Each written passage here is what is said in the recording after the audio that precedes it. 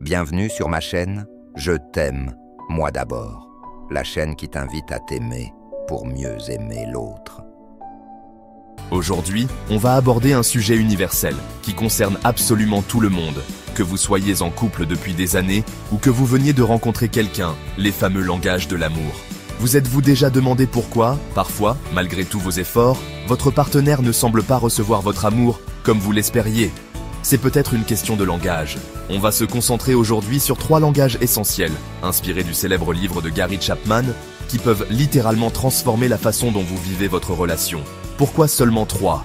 Parce que ce sont les plus courants, les plus faciles à repérer, et surtout, un excellent point de départ pour ceux qui veulent améliorer leur communication amoureuse sans se sentir submergés.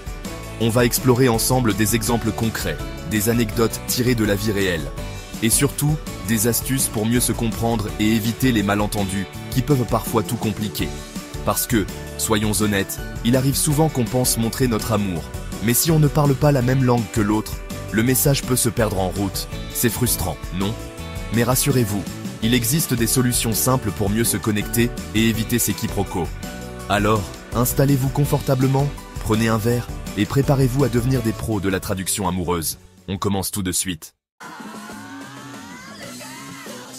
Premier langage, les mots d'affirmation. Ce langage, souvent sous-estimé, est pourtant l'un des plus puissants pour nourrir une relation. Les mots, bien choisis, peuvent transformer une journée ordinaire en un moment inoubliable et renforcer le lien entre deux personnes. Ce sont les compliments, encouragements et mots doux qui nourrissent l'estime de l'autre. Un simple mot peut faire toute la différence, surtout pour ceux qui se sentent aimés à travers ce langage. Les paroles valorisantes sont comme des graines plantées dans le cœur de l'autre, qui grandissent avec le temps. Pour certains, un simple « tu es génial » ou « je suis fier de toi » illumine la journée. Ces mots résonnent longtemps après avoir été prononcés ou écrits. Ils deviennent des souvenirs précieux, des repères dans les moments de doute. À l'inverse, une critique peut tout détruire. Les mots blessants laissent des traces profondes, parfois plus douloureuses que des actes. Il suffit d'une remarque négative pour éteindre la lumière allumée par des semaines de compliments. Le silence, pour eux, c'est l'absence d'amour. L'absence de mots peut être vécue comme un vide, une distance qui s'installe. Pour ceux qui parlent ce langage, le silence est parfois plus dur à supporter qu'un désaccord. Il faut verbaliser, même si ça ne vous vient pas naturellement. Exprimer ses sentiments, ses encouragements, ses fiertés demande parfois un effort.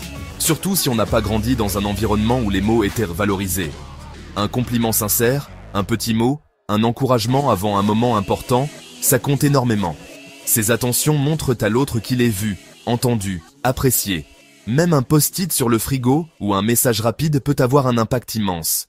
Observez votre partenaire. Garde-t-il vos petits mots? Les collectionne-t-il dans un tiroir ou les relit-il parfois? Ces petits gestes sont des indices précieux sur son langage d'amour. Rayonne-t-il après un compliment? Un sourire, un regard ému, une posture qui s'ouvre? Ce sont des signes qui ne trompent pas. Si oui, c'est sûrement son langage. Prendre conscience de cela, c'est déjà faire un pas vers une relation plus harmonieuse. Si ce n'est pas naturel pour vous, forcez-vous au début, ça deviendra un réflexe. Comme toute nouvelle habitude, cela demande de la pratique, mais les résultats en valent la peine. Le ton, le regard, la sincérité, tout compte. Un compliment dit du bout des lèvres n'aura pas le même effet qu'un mot prononcé avec conviction et tendresse.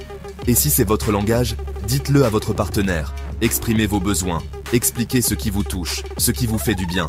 La communication est la clé pour éviter les malentendus. Attention, les mots blessants font des dégâts profonds. Une phrase malheureuse peut résonner longtemps, bien après que la dispute soit terminée. Soyez généreux en paroles valorisantes et spécifiques. J'aime la façon dont tu ris à mes blagues nulles. C'est puissant. Plus vos mots sont précis, plus ils touchent leur cible. Anecdote. Un jour j'ai dit « c'est pas mauvais » après un super plat, ambiance glaciale. J'ai réalisé que l'intention ne suffit pas. Il faut aussi choisir les bons mots. J'ai compris la leçon. Depuis, je fais attention à valoriser sincèrement, à exprimer ce que je ressens vraiment.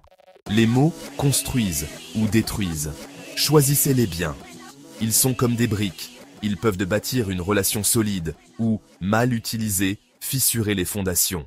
Résumé, dites-le, souvent, sincèrement. N'attendez pas une occasion spéciale pour exprimer votre amour ou votre admiration. Les mots d'affirmation sont un cadeau quotidien, simple mais inestimable, qui peut transformer votre relation et la rendre plus forte que jamais. Deuxième langage, les moments de qualité. Pour beaucoup, l'amour ne se mesure pas en cadeaux ou en mots, mais en minutes partagées, en instants où l'on se sent vraiment vu et entendu. Le temps passé ensemble, c'est la preuve la plus précieuse d'affection.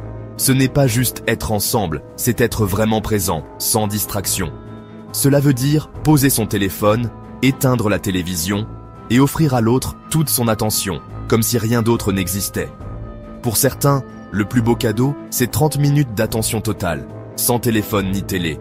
Ce sont ces moments où l'on se sent unique, important et aimé, simplement parce que l'autre choisit d'être là, pleinement. Les distractions sont l'ennemi. Un téléphone qui vibre, une télé allumée, et l'autre se sent invisible. Même de petites interruptions peuvent briser la magie d'un moment partagé et laisser l'impression que l'on n'est pas la priorité. Pas besoin de grandes aventures, une balade, cuisiner ensemble ou simplement s'asseoir côte à côte en silence. Tout cela compte. Ce sont les petits rituels du quotidien qui tissent la complicité. Ou juste discuter, ça suffit. Parler de sa journée, de ses rêves ou même de ses peurs, c'est ouvrir une porte vers l'intimité. L'important, c'est le partage et l'écoute active.